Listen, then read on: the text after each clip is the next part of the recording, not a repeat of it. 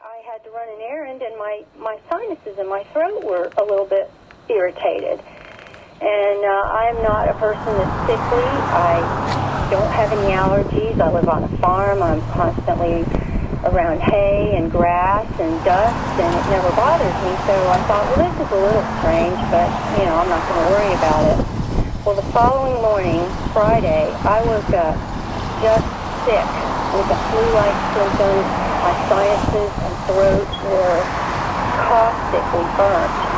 I had tightness in my upper chest and back. My eyes were bothering me, kind of burning. I had mental confusion. My spine and my joints ached. It was really, really strange. And as well as feeling ill, I noticed in subsequent days a lot of damage to my property. Just the vegetation was spotted and yellowed. There were holes, peppered with holes, from pinhole size to the size of, say, a cigarette, the diameter of a cigarette burn, edges of leaves that seemed burnt off, as almost as if some kind of a caustic acid had rained down on the farm. Leaves falling on my deck that were yellow, that were gray and brown spotted. I was sweeping leaves off of my deck all summer, which is non-characteristic. That's the time, where we live, where everything should be lush and green and flourishing. Yeah, and you and do you remember seeing anything like this before the whole chemtrail event started happening in your area?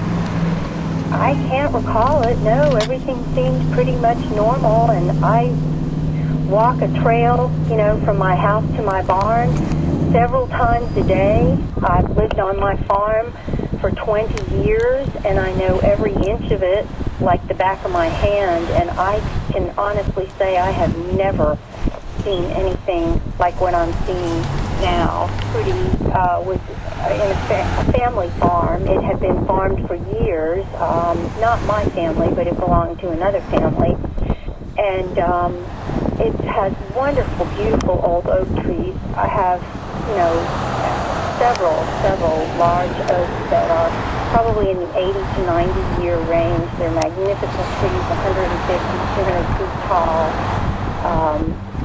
You can't even put your arms around the girth of the trunks. They're just fantastic, and they added so much shade and beauty to this property, and the property seemed to flourish, and I had no problem taking care of the land. It was lush grass,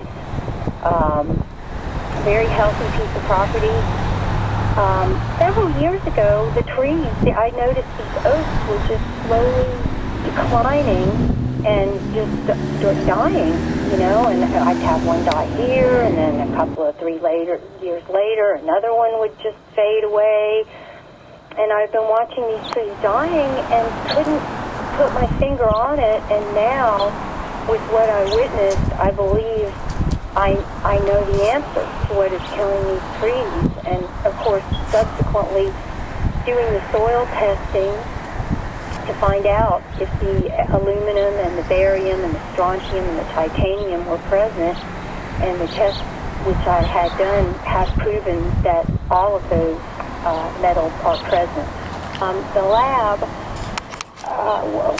so I happened to see the manure was, I was walking across the pasture, and it was a dried sample that had been out for a while in the summer, and it looked like it had just a real light, if you took an aerosol spray can and just had a little fine mist that landed on it, it's just a light little gray on it, and I thought, well, I've been looking at horse manure samples all my life, and it just sort of stuck out to me. Well, this is kind of strange, and all these planes flying overhead, and the horses were acting a little bit depressed and subdued and stressed.